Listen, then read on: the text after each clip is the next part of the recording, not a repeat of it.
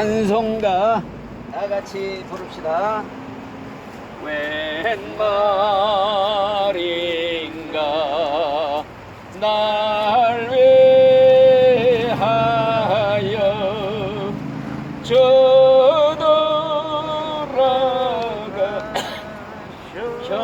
저돌아가셨나. 이 벌레가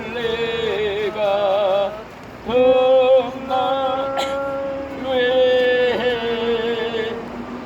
은혜 받으셨나.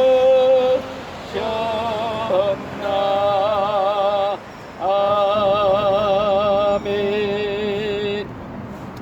오늘은 구약 성경에 있는 거라 내가 그냥 읽어 드리겠습니다. 창세기 45장 5절 말씀입니다. 당신들이 나를 이곳에 팔았다고 해서 근심하지 마소서, 한탄하지 마소서. 하나님이 생명을 구원하시려고 나를 당신들보다 먼저 보내셨나이다. 아멘. 오늘은 구약 성경에서 믿음이 아주 좋은 사람 한 분을 소개해 드리려고 그래요. 그 사람이 누구냐 하면은 요셉이라는 사람이에요. 이 그림 보여요? 이 요셉이라는 사람이 17살 난 이 청년이에요. 이게 야곱이라는 사람이 있는데 그 야곱이라는 사람한테 12명의 아들이 있었어요. 그런데 이 12명의 아들 중에서 11번째 아들이 바로 이 요셉이라는 사람이에요. 그런데 이 야곱이 아버지가 11번째 아들인 요셉을 제일 사랑을 했어요. 왜 사랑했느냐? 늙어서 얻은 아들이라, 노년에 얻은 아들이라 제일 사랑을 했어요. 그래서 그에게는 채새고 꽃가옷 해서 입히시고, 그러니까 형들이 오히려 시기를 했다고 했어요. 성경에 보니까. 그래가지고 아버지 야곱이가 요셉을 제일 사랑하므로 요셉의 이 형들이 있는데 전부 시기를 했어요. 시기. 이 요셉은 꿈꾸는 소년이었어요. 하나님이 꿈을 이렇게 보여주는 꿈을 많이 꾸게 했어요. 미래 되어질 일, 장래 되어질 일을 하나님이 꿈으로 많이 보여주었어요. 요셉한테. 이 꿈 중에 우리가 개꿈 꾸는 것도 많지만은 하나님이 보여주는 꿈이 있어요. 그런 꿈은 미래에 되어질 일. 나도 그런 꿈을 몇 번 꾼 일이 있어요. 그런 꿈은 수십 년 전에 꾼 것도 어제 꾼 것처럼 아주 생생하고 잊혀지지 않는 그런 꿈이 있어요. 이 요셉이 어떤 꿈을 꿨느냐? 하루는 형님들한테 가서 하는 말이 꿈 얘기를 했어요. 형님들, 내 얘기 좀 들어보시오. 밭에서 일을 하는데 내 이 곡식단, 이 집단은 이렇게 일어서 있고 형님들의 11개의 그 집단은 나한테 엎드려 절을 하는 꿈을 꿨습니다. 그랬더니 야 이놈아, 우리가 너한테 나 엎드려 땅에 절을 한다는 거냐 하면서 오히려 더 미워했어요. 그 다음에 또 무슨 꿈을 꿨느냐? 아, 이번에는 해와 달과 11개의 별이 자기 별한테 와서 절하는 꿈을 꿨대요. 아, 그러니까 그냥 형님들도 막 그냥 미워하고 그냥 아버지조차 꾸중을 했어요. 그렇지만 아버지는 이게 신통치 않은 꿈이다 생각하고 마음속에 그 꿈을 담아두었어요. 그런데 하루는 이 요셉의 형들 10명이 멀리 양을 치러 나갔어요. 양을 치러 나갔는데 아버지가 그 요셉한테 야, 형들이 양을 잘 치고 있는지 어디서 있는지 가서 좀 알아보고 오너라. 그래갖고 심부름을 시켰어요. 그래서 이 아버지의 심부름으로 형님들한테 가니까 이 형님들이 요셉이 멀리서 오는 걸 보고 수군수군 되면서 저 꿈꾸는 놈이 오는구나, 우리 저놈을 아예 잡아서 죽이자, 막 이런 식으로 모의를 했어요. 그래가지고서 이 요셉이를 죽일 계획을 세운 거예요. 요셉이 오는 걸 보 형들은 요셉을 죽이려고 의논했고, 결국에는 그 형제 중에 한 사람이 그 루벤이라는 형이 있는데, 요셉을 살리려고, 야, 우리 핏줄인데 우리가 죽여서 무슨 이익이 있냐, 그냥 저 구덩이가 있는데 구덩이에 그냥 빠뜨리자. 그래갖고 물 없는 구덩이에 빠뜨렸어요. 그러다가 한참 있다가 보니까 장사꾼들이 지나가요. 무슨 장사꾼들이냐, 애굽 이집트라는 나라에 장사 다니는 이 장사꾼들이 가니까, 야, 우리 그럴 것 없이 팔아버리자. 종으로 팔아버렸어요. 노예로. 요셉은 17살이었는데 살려달라고 애원했지만은 결국에는 20냥에 팔려서 노예로 팔려가지고 저 애굽이라는 나라로 팔려가게 된 얘기가 바로 이 성경에 기록된 얘기입니다. 그래서 이 요셉이는 애굽 이집트 나라의 왕의 시위대장, 그 신하의 그 장군의 집에 노예로 들어가게 됐어요. 그래서 거기 가서 종살이를 하는데 하나님이 함께 해주시니까 그 집이 축복받는 걸 이 시위대장 보디발 장군이 보고서, 야, 이거 하나님이 확실히 함께하는 애로구나. 그래서 신임을 하고 가정 총무로 삼았어요. 노예를, 가정일을 다 맡아서 보라고, 관여하지 않고 이 노예 생활하는 이 요셉을 가정 총무 다 맡겼어요. 뭐 그냥 가정 살림을.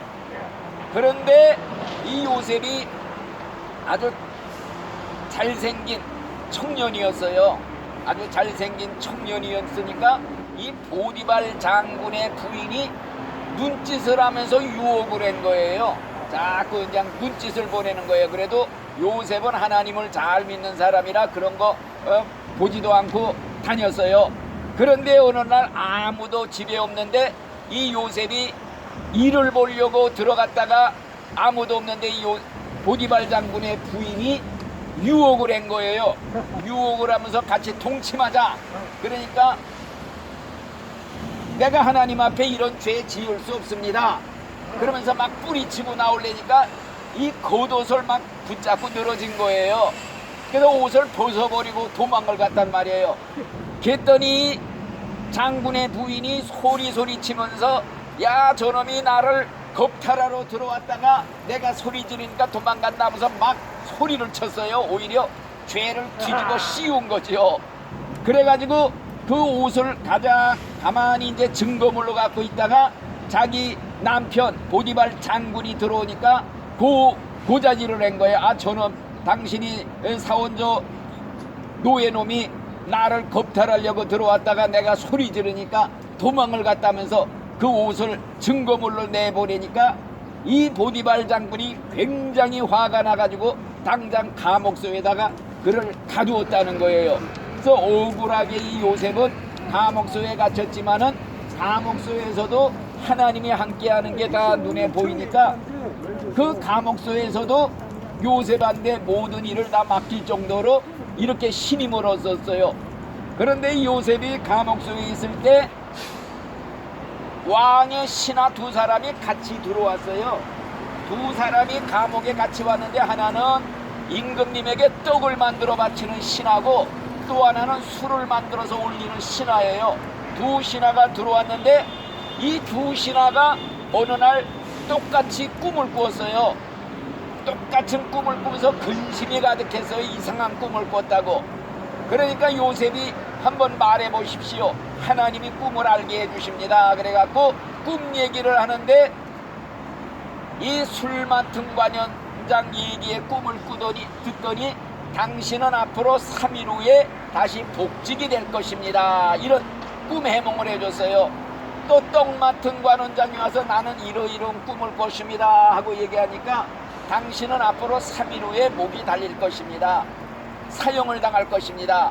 그런데 마침 3일 후에 이 애굽의 왕의 생일날이었어요. 잔치를 벌이는데 그 떡 맡은 신하는 그냥 목매달아 죽이고 한 그 신하는 복직이 돼서 다시 올라가게 된 거예요. 그럴 때 요셉이 뭐라 그러느냐, 당신이 이제 3일 후에 복직될 텐데 복직되거든 내 얘기를 좀 잘해 주시오. 나는 여기 같이 일을 한 일이 없습니다. 얘기 좀 잘해 주시고 나를 꺼내 주시오 하고 부탁을 했는데 이 복직된 신하가 까맣게 그걸 잊고 있었어요. 그런데 한 2년쯤 흘러서 애굽의 왕이 이상한 꿈을 꿨어요. 이게 애굽의 왕인데 꿈을 꾸는데 하숫가에 아주 살이 퉁퉁 찐 소 7마리가 올라와서 풀을 뜯고 있는데 한참 있다가 비싹 말른 소 7마리가 하숫가에서 또 올라오더니 이 살찐 소를 다 잡아먹는 그런 꿈이었어요. 그리고 조금 있다가 연이어 또 꿈을 꿨는데 그 벼이삭에 이삭이 그냥 주렁주렁 7개가 달려있는데 한참 있다 보니까 또 그 비싹 말른 벼이삭이 7개가 나더니 다 집어 삼키는 그런 꿈을 꿨어요. 그러니까 하도 이상한 꿈이라 자기 나라의 점쟁이들 모든 박사들이고 뭐고 다 불러들여서 내 꿈을 해몽해봐라 이렇게 했는데 꿈을 해몽하는 사람이 하나도 없는 거예요. 그랬을 때 그 옛날 감옥소에서 살아난 그 술 맡은 관원장이 생각이 번쩍 난 거예요. 그러면서 임금님한테 내가 감옥소에 갇혔을 때 내 꿈을 정확하게 해몽해 준 사람이 있습니다. 저 시부리에서 올 노예 소년입니다. 그러니까 당장 데려오라. 그래가지고 이 요셉이가 바로 왕 앞에 서게 된 거예요. 뜻밖의 옥중에서 꿈을 해몽해 주었던 그 술 맡은 관원장의 소개로 애굽 왕 앞에 서게 되었고 왕의 꿈을 아주 자세히 풀었어요. 꿈의 해몽은 하나님이 해주는 겁니다. 그러면서 내가 하는 게 아니라 하나님이 알려주는 겁니다. 그러면서 꿈의 해몽을 해주는데 뭐라고 꿈의 해몽을 했느냐, 이제 이것은 장차 되리를 하나님이 미리 보여주신 겁니다. 뭐냐, 앞으로 7년 동안 우리나라에 큰 풍년이 있을 것입니다. 그런데 7년이 지나면은 흉년이 들어서 그 풍년 7년을 집어삼킬 만큼 큰 흉년이 듭니다. 그러니까 아주 대표자를 세워서 풍년이 들었을 때 곡식을 전부 창고에 쌓아두어서 저장해둬야 됩니다. 그래서 흉년 7년이 올 때 그걸 풀어서 이렇게 대비를 하지 않으면 큰일 납니다. 이 말을 들으니까 얼마나 기쁜지 당장에 이 왕이 너 같은 하나님의 신에 감동된 사람이 세상에 또 어디 있겠느냐, 당장 이 요셉을 그 나라의 총리 대신으로 임명을 했어요. 그러니까 모든 걸 이제 흉년이 올 때 풍년이 올 때 네가 책임지고 하라 이렇게 맡긴 거예요. 이 총리가 된 요셉은 7년 풍년이 왔을 때 곡식을 전부 사들여서 창고를 그냥 크게 확장해 갖고 잘 저축을 해 두었어요. 그리고 이따가 7년이 지나니까 흉년이 들었어요. 무서운 흉년이 드니까 몽땅 굶어 죽게 생겼을 때 창고를 푸는 거예요. 그리고 곡식을 파는 거예요. 그러니까 그냥 이웃나라고 뭐고 근처의 나라 사람들도 애굽에는 양식이 있다는 소문을 듣고 전부 곡식을 사러 애굽으로 오게 된 거예요. 그랬을 때 그 요셉의 고향 저 가나안 땅에 사는 이 요셉의 형제들, 또 아버지 야곱 형제들 11명이 있잖아요. 우리도 굶어 죽게 생겼는데 저 애굽에 양식이 있다고 하니까 빨리 곡식을 사오너라. 그래서 애굽으로 가게 된 겁니다. 그래가지고 바로 와가지고 애굽의 총리가 된 요셉 앞에 전부 무릎을 꿇은 거예요. 10명의 형제들이. 이게 꿈이 그대로 이루어진 거지요. 요셉의 꿈대로 됐어요. 형들은 요셉을 알아보지를 못했어요. 그래가지고 꿇어 엎드렸습니다. 그랬을 때 이 요셉이요, 바로 내가 당신들이 팔아버린 요셉입니다. 동생입니다. 깜짝 놀랐지요. 그리고 용서를 구했어요. 요셉은 한마디 욕도 없이 용서해 주었어요. 이자 읽은 성경이 그거예요. 당신들이 나를 팔았다고 근심하지 마시오. 당신들이 한 게 아니라 하나님이 해서 나를 이 애굽에 보내서 이렇게 총리가 되게 한 것이 하나님이 하신 겁니다. 바로 이 흉년에다 굶어 죽지 않게 하려고 나를 미리 보낸 겁니다. 그러니까 형님들 걱정하지 마시오. 이러면서 위로까지 해줬어요. 그리고 당신들의 모든 자손들도 내가 다 책임지고 잘 돌보겠습니다. 이렇게 하였다는 이 말씀을 따라서 우리가 뭘 배울 수가 있느냐? 바로 요셉은 진짜로 하나님을 잘 섬기는 진짜 신자지요. 왜? 팔려갈 때 얼마나 억울했겠어요, 청년이. 그리고 13년 동안 노예 생활하며 고생을 했어요.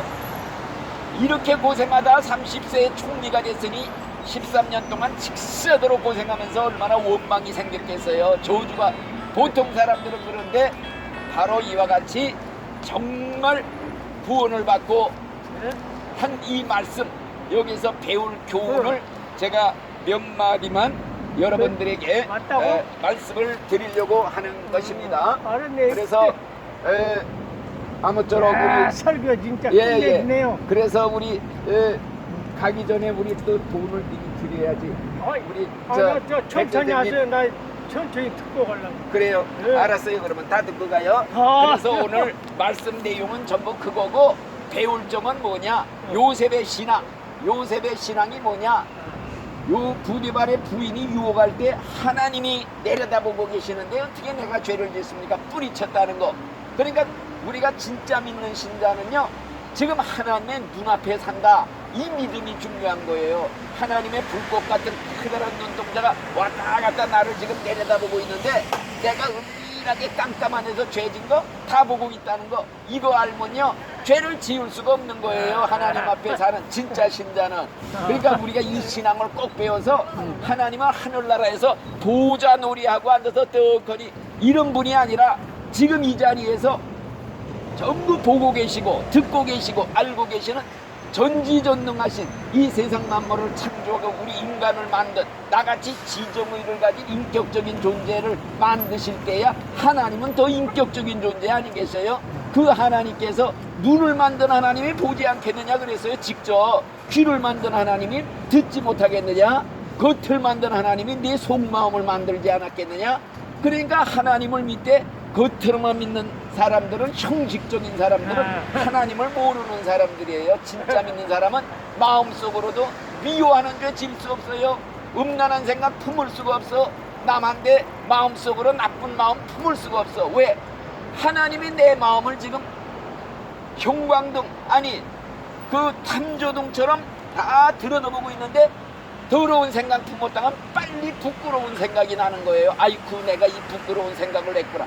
그래갖고 회개하는 거예요. 이게 진짜 신자예요. 진짜 믿는 신자들. 그리고 또 한 가지, 자기 원수를 이렇게 사랑하고 용서하고 오히려 축복한 이 신앙을 우리가 배워야 돼요. 정말 우리가 지금 이 어려운 환경에 처해 있다, 이거 원망할 게 아니야. 하나님이 나를 오늘 이렇게 천국 가는 말씀 배우게 하려고 이런 자리에 떨어뜨렸지. 내가 잘 먹고 잘 살고 부족한 게 없어 봐요. 예수, 천당, 지옥, 그런 건 귓전에도 안 들려요. 그런 건 다 꿈속에서 믿지를 않는다 이거예요. 이 상황에, 어려운 상황에 빠져서 이 말씀을 들을 수 있고 또 이게 믿어지고, 야, 내가 천국에 갈 수 있게 됐구나. 오늘 죽어도 나는 예수 믿으면 천국 간다. 이거 받는 게 축복 중에 제일 축복이라 이거예요. 그러니까 내가 이렇게 되고 어려움, 처지, 한탄, 비관, 이거 소용없어요. 하나님이 모든 것을 합동해서 유익하게 한다. 이게 성경 말이에요. 성경에 있는 말씀. 결국엔 믿는 사람들은 이렇게 되든 저렇게 되든 불행이 아니라 화가 변해서 복이 된다. 네. 결국 최고 축복은 예수 믿고 천국 가게 하는 거. 이게 복 중에 복이에요. 그러니까 육신이 잘 되는 보다 영혼이 잘 되는 복이 하나님이 진짜 바라는 축복이에요. 육신이 암만 잘 돼서 이병철이처럼 거부 재벌에서도 죽어 지옥 가면은 그거 3등짜리 인생밖에 안 되는 거예요. 우리가 이 세상에서 고생고생 식사 들어가도 예수님 만나 천국에 간다. 1등짜리는 못해도 2등짜리 인생은 맡아는 거예요. 아시겠죠? 우리 예수님 잘 믿다. 이 다음에 꼭 천국에 들어갑시다. 예수님 아멘. 믿고 천국 감사합니다. 가자. 기도합시다. 감사합니다. 오늘 하나님의 말씀으로 이렇게 전했습니다. 이 말씀이 우리 세 분의 마음속에 아버지 꽂혀가지고 열매를 맺어 100배 60배 열매를 맺고 세상에서도 복받고 죽은 후에 천국에 들어가는 하늘의 복 땅의 복 몽땅 받게 해 주시옵소서. 예수님 이름으로 감사하며 기도드리옵나이다. 아멘. 감사합니다. 끝났습니다. 아따 참.